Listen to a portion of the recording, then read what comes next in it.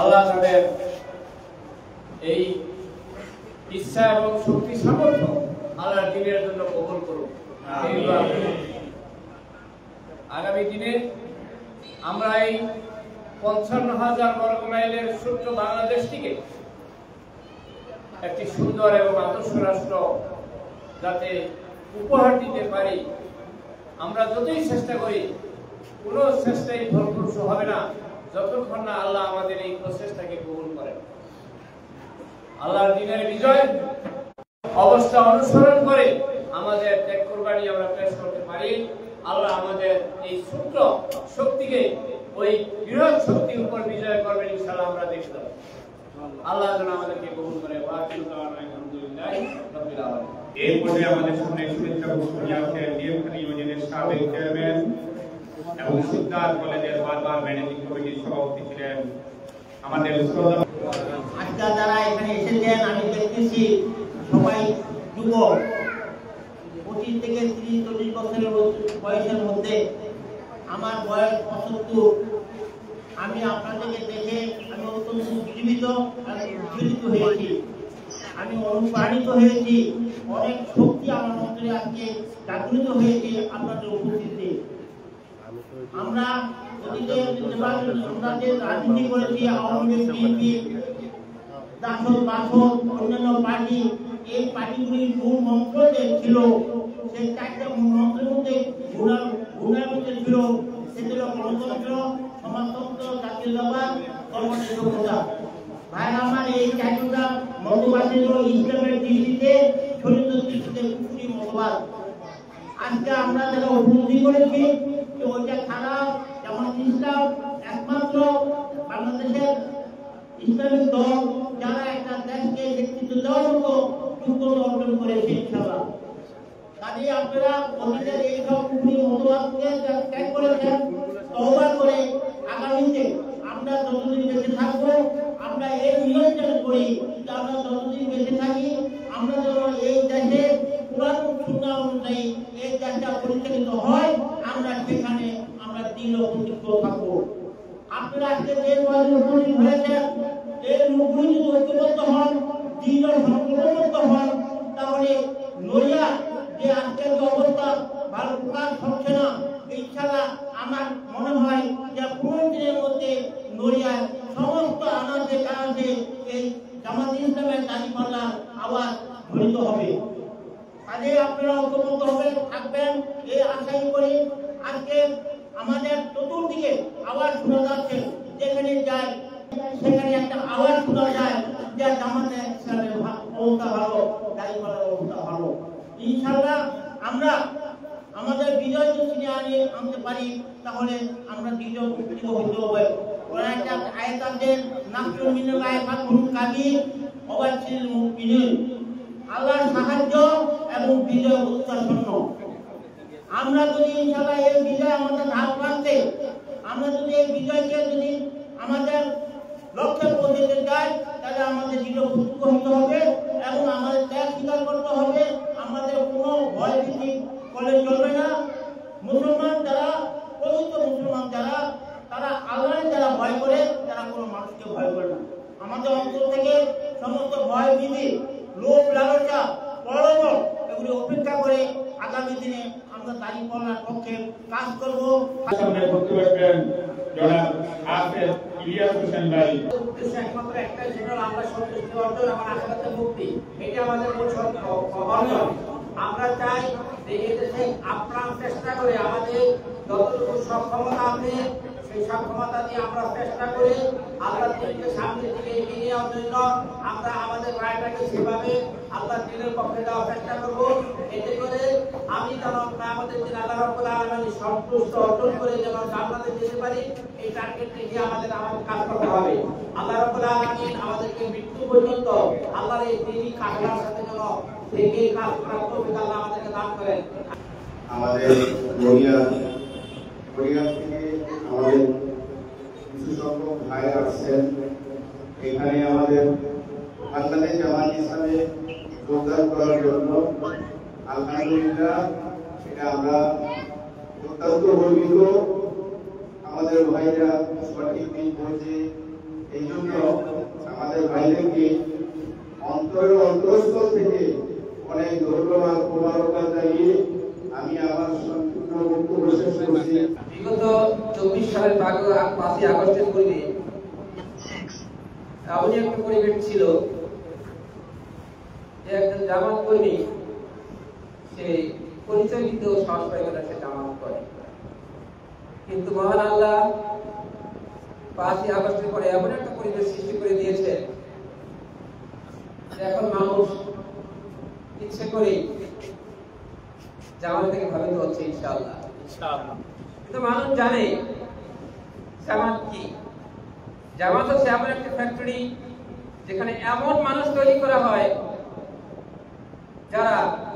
যাদের পেটে হারাম ধোকাকে তারা এমন মনে করে বিষের চাইতে বেশি সব খারাপ।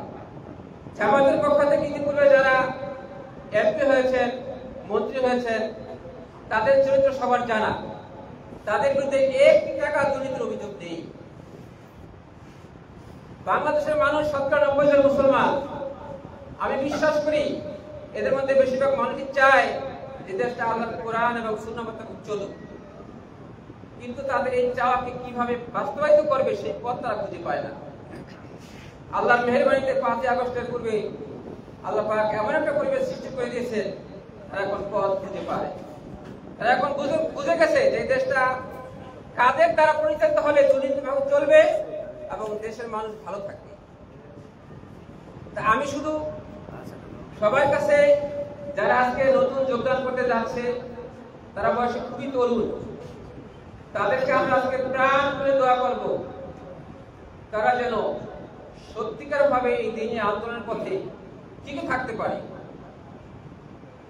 আর যারা আজকে যোগদান করতে যাচ্ছে তাদের প্রতি আমার কথা হলো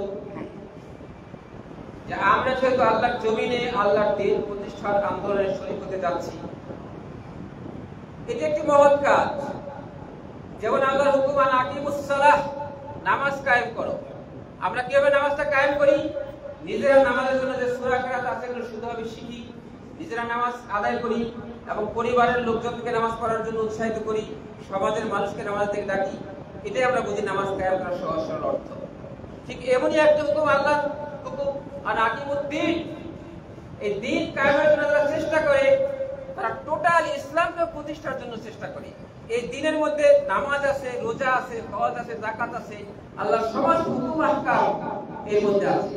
সুতরাং যারা দিন কায়েমের শরীক হয় তারা আল্লাহ, এটা সবচেয়ে মহৎ কাজ এবং একজন মানুষের মুমিনের জন্য সকল ফরজের চাইতে এটা সবচেয়ে বড় ফরজ, সবচেয়ে নেক কাজ। তাহলে এই পথে টিকে থাকা অনেক কষ্ট।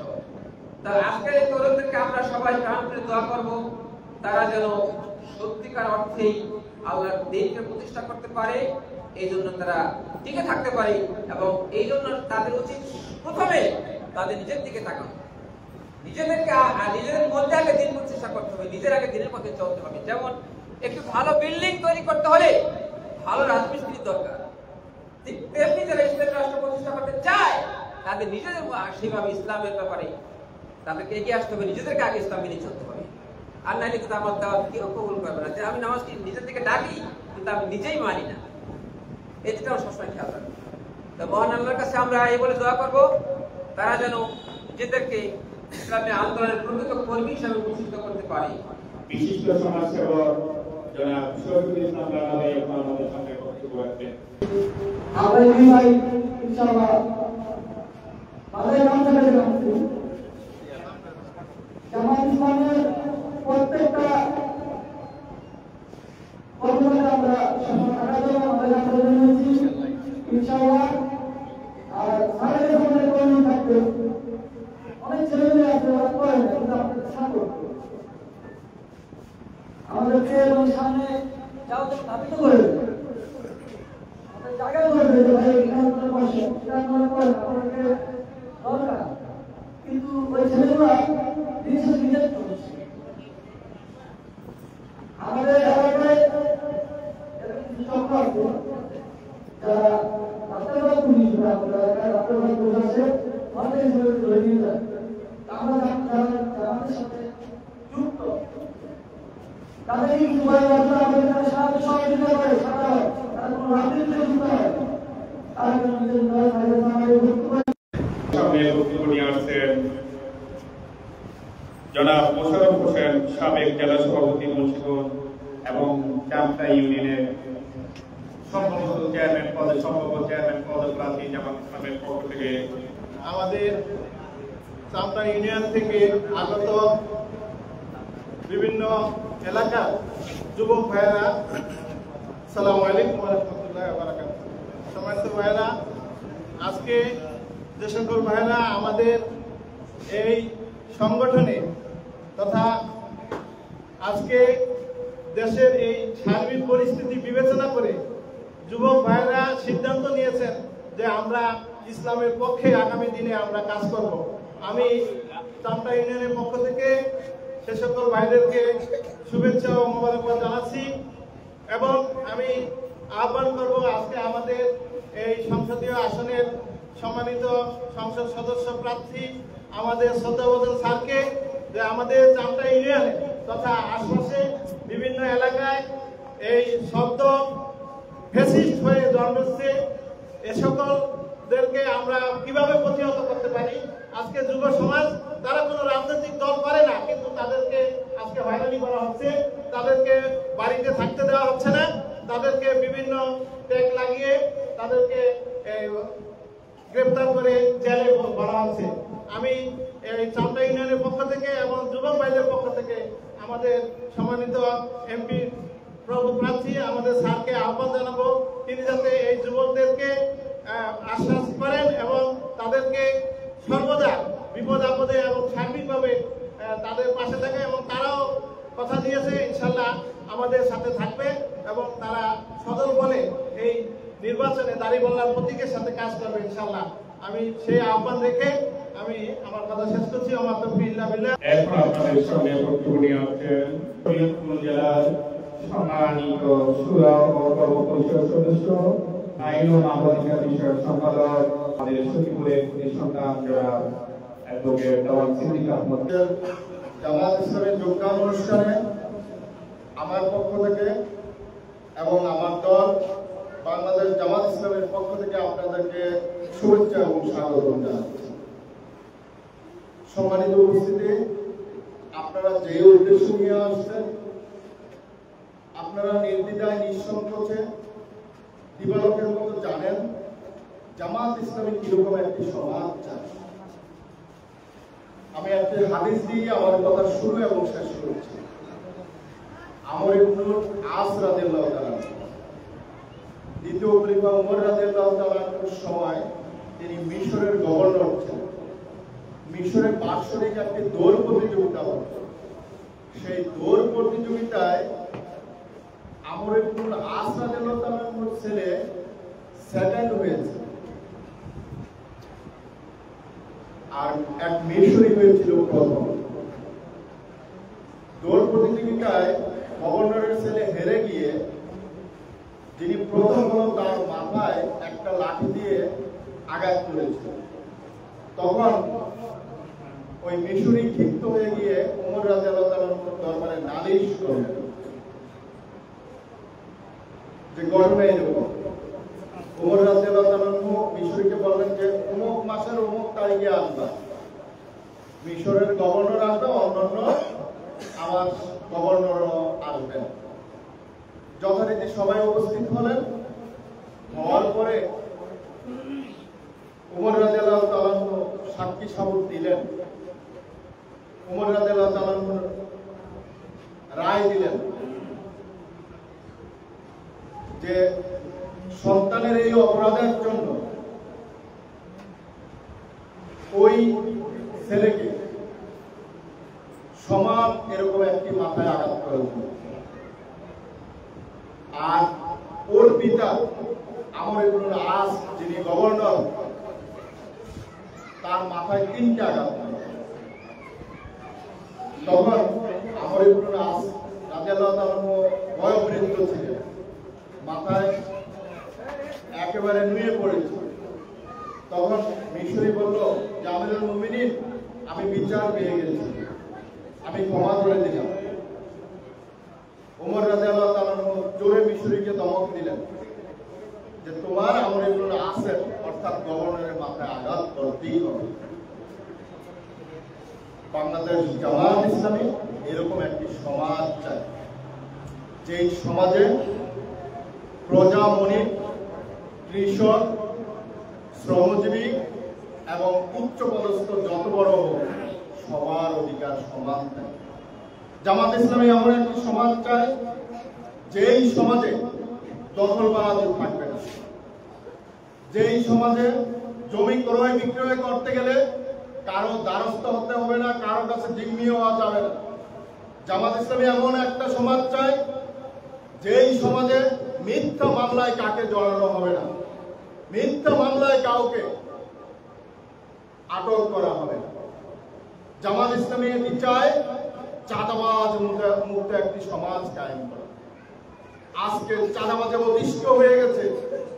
আগে 60 টাকা যেখানে চাঁদা দেওয়া লাগতো সেখানে 21 টাকা চাঁদা দেওয়া লাগে।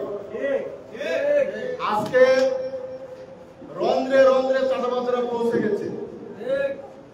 যারা বিগত 15 বছর না খাওয়া ছিল সবগুলা 15 মাসে খেয়ে ওগুলা সব সুদে আসলে প্রকাশ দিচ্ছে। আমরা কি বাংলাদেশকে আবার একটি চাঁদাবাজ এবং দখলবাজদের হাতে ছেড়ে দিব? আমরা কি এই বাংলাদেশকে এমন একটি নেতৃত্বের কাছে ছেড়ে দিব যারা আমাদেরকে বিপদগামী করে নিয়ে যাবে? তাহলে প্রিয় বন্ধুরা, আমাদের এই যুব সমাজকে জেগে উঠতে হবে এবং এমন একটি শিক্ষিত সমাজের কাছে তুলে দিতে হবে। আজকে আপনাদের সামনে যিনি বসা আছেন তার ব্যাপারে আপনারা শুধু ক্যালকুলেশন করবেন। আরো 5-7 জন প্রার্থী মাঠে আছেন অলরেডি, সামনে আরো আসবেন। যদি ওনার ভাই, ওনার ভাতিজা, ওনার কোনো আত্মীয় স্বজন অবৈধ বালি উত্তোলনের সাথে সম্পৃক্ত থাকে, ওনাকে আমরা ভোট দিব না। ওনার কোনো ভাই, ভাতিজা, আত্মীয় স্বজন বা ওনার কোনো দলের কর্মী যদি চাঁদাবাজের সাথে সম্পৃক্ত থাকে, ওনাকে আমরা ভোট দিব না। যদি ওনার পরিবারের কেউ, ওনার দলের কেউ দখলবাজের সাথে সম্পৃক্ত থাকে, ওনাকে আমরা ভোট দিব না। কিন্তু যদি এরকম প্রার্থী মাঠে থাকে তাহলে দখলবাজ যার কর্মীরা, যার নেতারা চাঁদাবাজি করে বেড়াচ্ছে, যার কর্মীরা জমি ক্রয় বিক্রয়ের ক্ষেত্রে বাধা সৃষ্টি করে জিম্মি করে টাকা আদায় করছে, এরকম নেতৃত্বের কাছে কি আমরা এই সমাজকে ছেড়ে দিতে পারি? সখীপুরকে ছেড়ে দিতে পারি? না দিতে পারলে ডাক্তার মাহমুদ সাহেবের সাথে যারা প্রার্থী আছে তাদেরকে কম্পেয়ার করেন যে জাতীয়ভাবে তাদের অবস্থান কি আর মাহমুদ সাহেবের অবস্থা কি। আপনারা চিন্তা করবেন, আন্তর্জাতিকভাবে যদি সমাদৃত হয় ডাক্তার মাহমুদ সাহেবের চাইতে বেশি কি তারা পারবে? যদি না পারে তাইলে আমরা মাহমুদ সাহেবকে আমরা নড়িয়া সখীপুরের মানুষের খেদমতের জন্য নির্ধারণ করে দিব। আরেকটি বিষয় জেনে নেবেন, আমরা একটি গল্প করেছিলাম যে আদুবাই প্রমোটেড 6 to 7। কেউ 50 বছর একই জায়গায় পড়ে থাকলে সে নেতৃত্বে আসে না। কোন ছাত্র যদি স্কুলে ভর্তি হয় তার রোল নাম্বার থাকে 51, 77, ফলাফল নির্ধারিত হয় বার্ষিক পরীক্ষায়। না আপনাদের স্কুলে ভিন্ন হয়? তাহলে ফলাফল নির্ধারিত হবে যোগ্যতায়, ফলাফল নির্দিষ্ট হবে কোয়ালিটিতে, কার কোয়ালিটি ভালো। আমরা আমাদের দল বাংলাদেশ জামাত ইসলামী ডাক্তার মাহমুদ সাহেবকে প্রার্থী করে এখানে পাঠিয়েছেন। ডাক্তার মাহমুদ সাহেব বিগত দিনে বিনামূল্যে চিকিৎসা দিয়ে গেছেন এই নড়িয়া তক্তা শরীফপুরের মানুষকে। আজকে সকাল থেকে এই পর্যন্ত মিনিমাম তিনি 50 জন রোগী দেখে ফেলেছেন এবং বিভিন্ন রাস্তার আশেপাশে লোকজন যে জানেন ডাক্তার মাহমুদ সাহেব এই রাস্তা দিয়ে আসবেন, মহিলারা বাচ্চা নিয়ে দাঁড়িয়ে থাকে মাহমুদ সাহেবের জন্য যে উনি একজন ভালো মাপের ডাক্তার, উনি আসবেন। যেহেতু ঢাকাতে গিয়ে আমরা দেখাতে পারি না, এখানে দেখাবো আমরা। অন্তত পক্ষে মাহমুদ সাহেব এই নড়িয়া সখীপুরের মানুষের কোনো কিছু করতে না পারো, বাচ্চাদের দেখাশোনার দায়িত্বটা তো আমরা দিতে পারবো না। প্রিয় ভাইরা, আবার আসুন আমরা হাতকে শক্তিশালী করি, বাংলাদেশ জামাত ইসলামের হাতকে শক্তিশালী করি। আর আপনাদেরকে বলছি, আপনারা ন্যায়সঙ্গতভাবে থাকবেন, আপনারা ন্যায়সঙ্গতভাবে থাকবেন। আপনাদেরকে কে আঘাত করে সেটা আমরা ইনশাআল্লাহ দেখে নিব, সেই নিশ্চয়তা আমরা দিতে পারি। আপনারা ন্যায়সঙ্গতভাবে থাকবেন, আপনারা সৎ পথে থাকবেন, আপনাদের দায়িত্ব আমরা নিব ইনশাআল্লাহ। আপনাদের সাথে যদি কেউ বাড়াবাড়ি করে, আমরা প্রশাসনিকভাবে, আমরা আইনগতভাবে তাদেরকে প্রতিহত করবো ইনশাআল্লাহ। আমাদের মাহবুবের হাত থেকে আমরা শুনি আমাদের নতুন বাইরের যারা রানা সেয়াল, রাজীব সেয়াল, সোহান ভাই, আমিন ভাই, উনি মাহবুবিয়া, জনি সকল বাইকার আমাদের মাঝে উপস্থিত হয়েছে। রানা সেয়াল ভাই জামাত ইসলামের দুজনের মাধ্যমে আমরা তাকে গ্রহণ করে নিলাম। রাজীব সেয়াল ভাইকে, যারা রাজীব সেয়াল ভাইকে আল্লাহ দিনে আপনি একটু পর্যায়ে আপনাদেরকে পুঁজিয়ে বরণ করে দিচ্ছেন আমাদের যারা ডাক্তার সাহেব, এরপরে আমাদের মাহবুবকে মাহবুব সাহেব, এরপরে আমাদের বরণ করে দিচ্ছেন, তারপরে রুমি ভাইকে, এরপরে আমাদের আশিক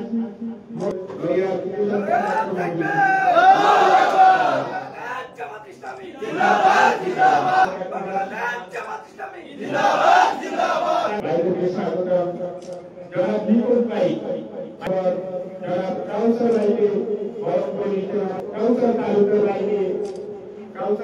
ভাইকে মানুষ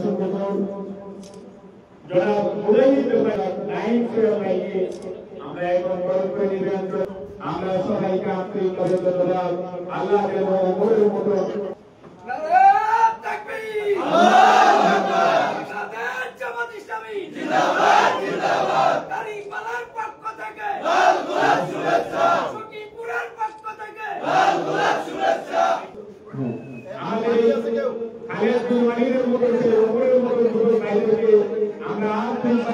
এখন আমাদের সঙ্গে বক্তব্য নিয়ে আসবেন সচিবপুর মহিলা তথা শরীয়তপুর বাংলাদেশের কৃষি সন্তান, আন্তর্জাতিক ব্যক্তিত্ব, শরীয়তপুর 2 আসনের আমাদের জামাত ইসলামী মনোনীত একটি পদপ্রার্থী অধ্যাপক ডাক্তার মাহমুদ হোসেন।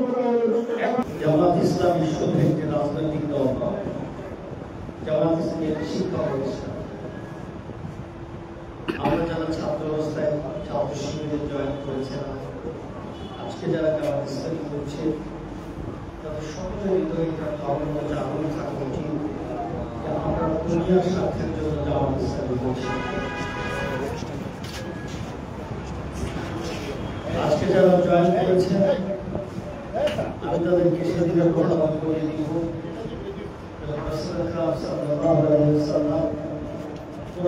সকল প্রধানকে ডেকে ভোজের আয়োজন করেছিলেন। জিজ্ঞেস করলেন তারা আমাকে আমার এই দায়িত্ব পালনে সহযোগিতা করবেন। একজনের রেসপন্সিবল, ওরা এসে পালন করতে কেউ না। সেই সময় একটি পাবো তার চোখও সমস্যা ছিল, সবসময় চোখ ইনফেকশন হতো। সেই বাবুকে নাম ছিল